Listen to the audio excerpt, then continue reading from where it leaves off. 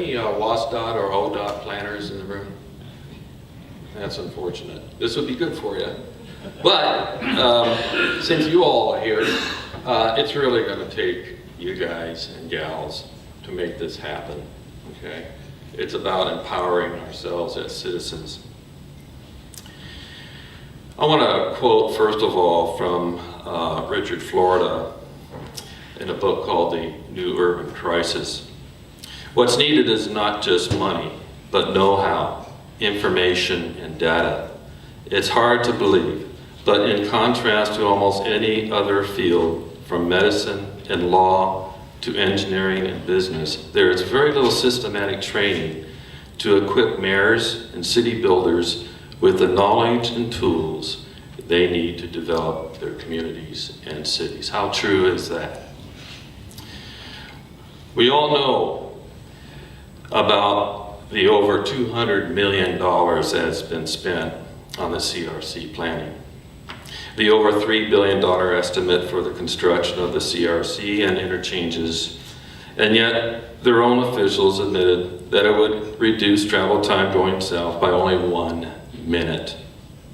Oregon's current legislature is hoping to pass an $8.4 billion transportation package with $450 million to be spent on the Rose Quarter I-5, I-84 improvements that will not, and I repeat, will not help this bottleneck going south on I-5.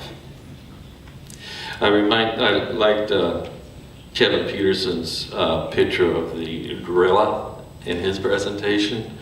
That's what we experience in the North-Northeast Quadrant Plan process when determining what to do in our area, where I live in Northeast Portland.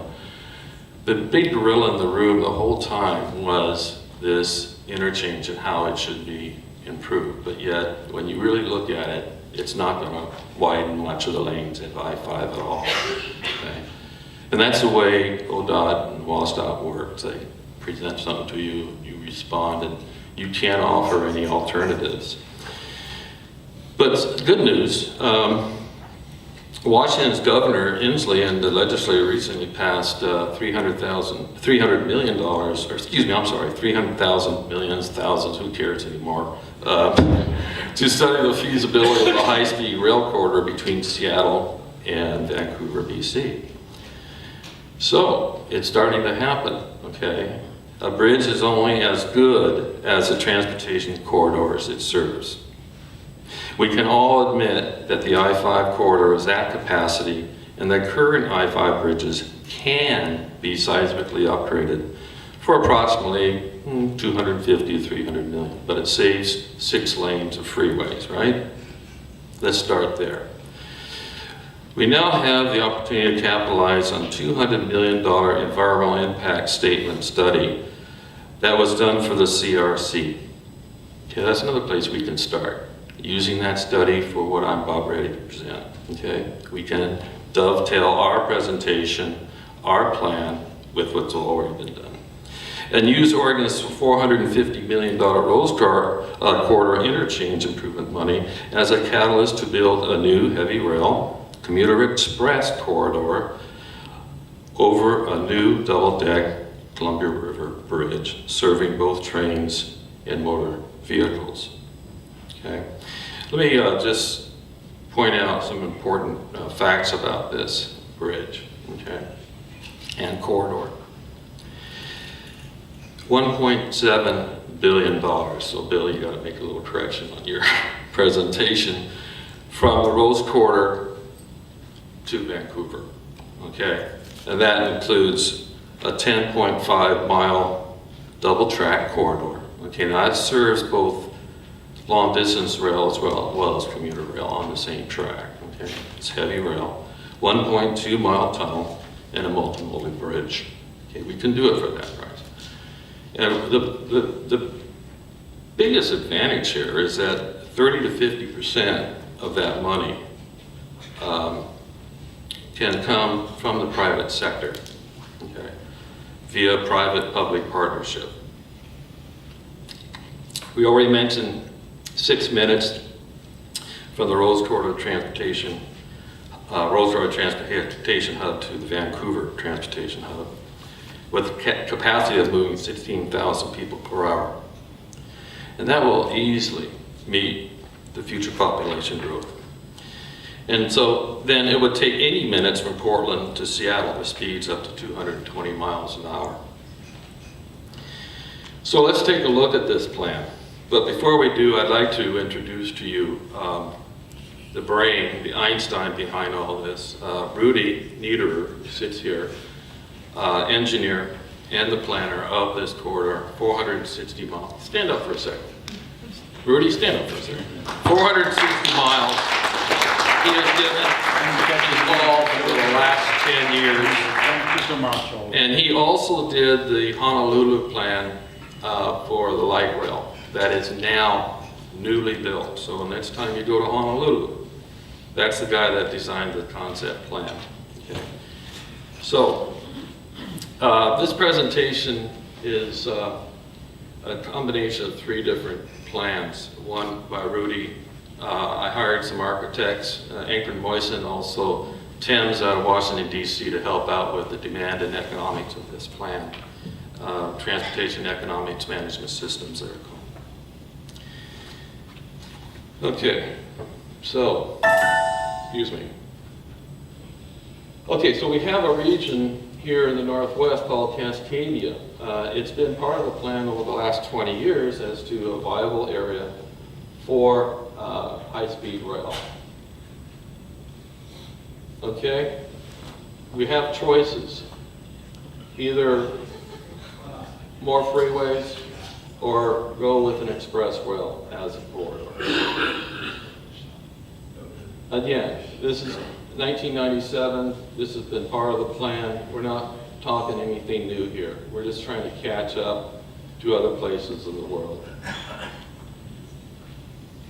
But up to 10 years ago, there has not been a feasible plan. Rudy and I have been working on it since 10 years, the past 10 years. And he has suggested that the time sequencing all the way up from Vancouver down to Eugene, Oregon.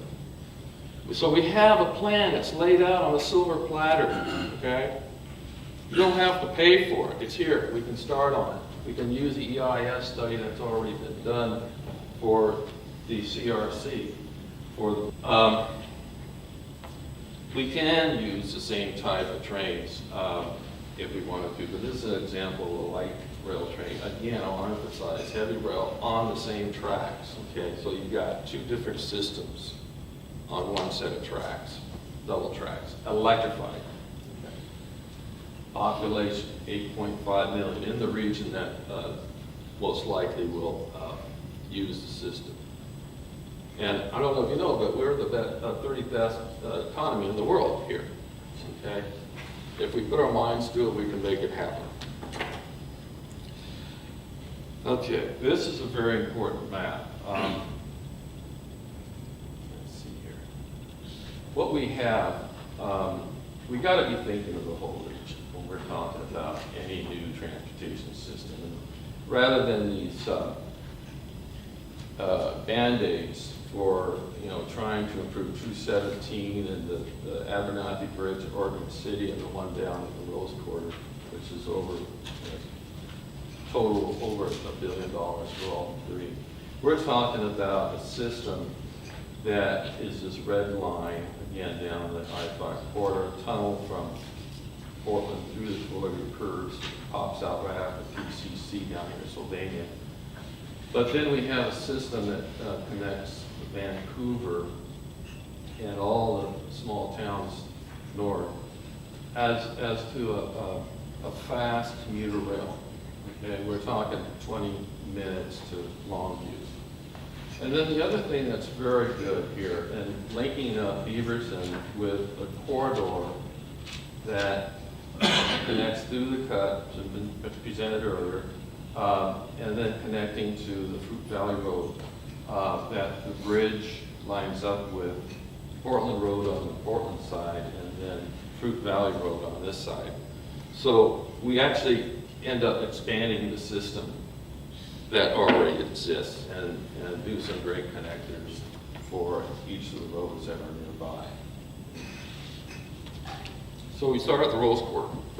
This is an old rendition of what could be done. Since then, we have advanced our idea as to how this can work. There's, so many architects are screaming about saving the Coliseum, so we'll save the Coliseum, we'll run right through it, okay?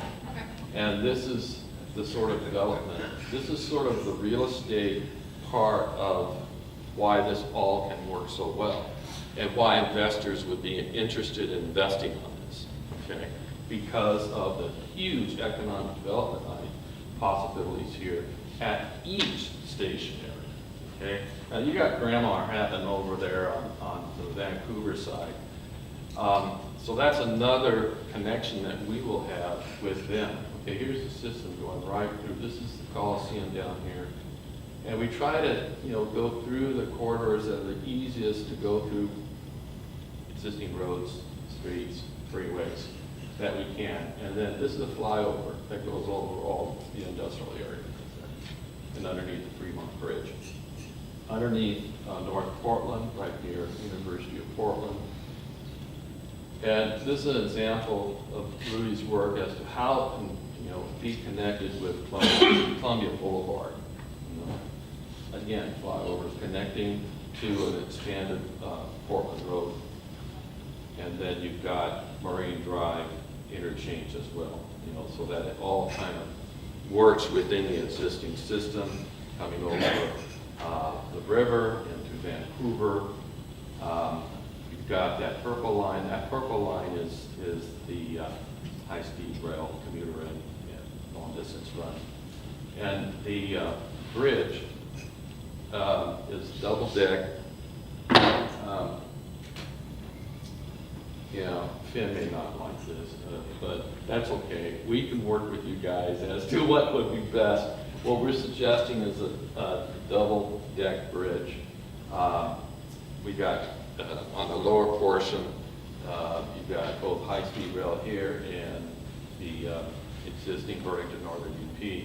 So we're helping them to, have them just write a check, either for, the capital improvement of the bridge or long-term lease. I'm into real estate. It's done all the time. Long-term leases can be done if they're not interested in front money. So that's part of the other part to this, is that there's not just private investors, but also existing companies that would be interested, for instance, the railroads, to participate in this. Then we've got 4 lanes, 2 going north, 2 going south for cars and trucks. And you notice 150 feet above the water, 320 maximum bridge height, and deck 72 feet wide. And that could change too. I mean, this is just a suggestion as to what we feel the next 30 to 50 years would be good. Now, what we would do is come right through this yard here. I look at this and I go, wow, what an economic possibility. Move all this,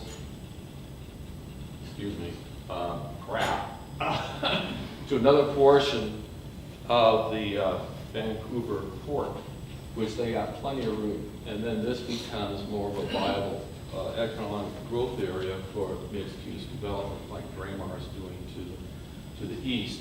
So, keeping the old historic depot, and you have a platform that's elevated and also, like the airport, it's actually moving next to the parking garages over on the other side of the tracks. Okay? And so this is how it would tie into the 4th plane cars. Then it eventually come down to the ground about 39. This is my last shot of the system. Shows where you can have also a connection there at 78.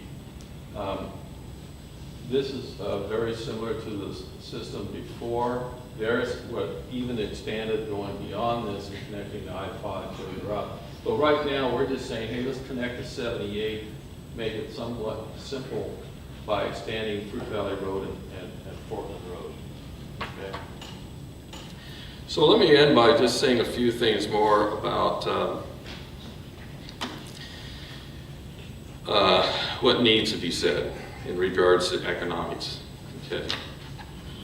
High-speed rail can better connect the metros to one another by dramatically reducing the time it takes to move between them. 20 minutes from Rose Quarter to Longview, as an example. This could vastly expand the commuting zones and labor sites of today's metro areas, allowing workers to commute from homes in more affordable places to jobs in more productive ones. What we need is not a random menu of shovel-ready projects, but strategic investments in the kinds of infrastructure that can underpin more clustered and concentrated development. For infrastructure to really put the economy back on its feet, it must be part of a broader strategy for clustered urbanized growth. This could substantially expand the functional labor markets of these places, enlarge their economies, and bolster their economic competitiveness.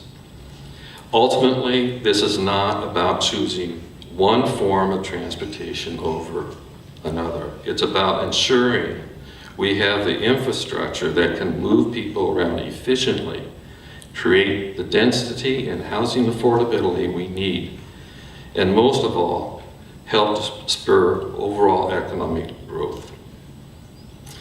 Rudy and I have just made this offer to you guys. It's up to the citizens to get behind this movement. I thank you for your time. If you want to check out the site, it's called CascadiaHighSpeedRail.com.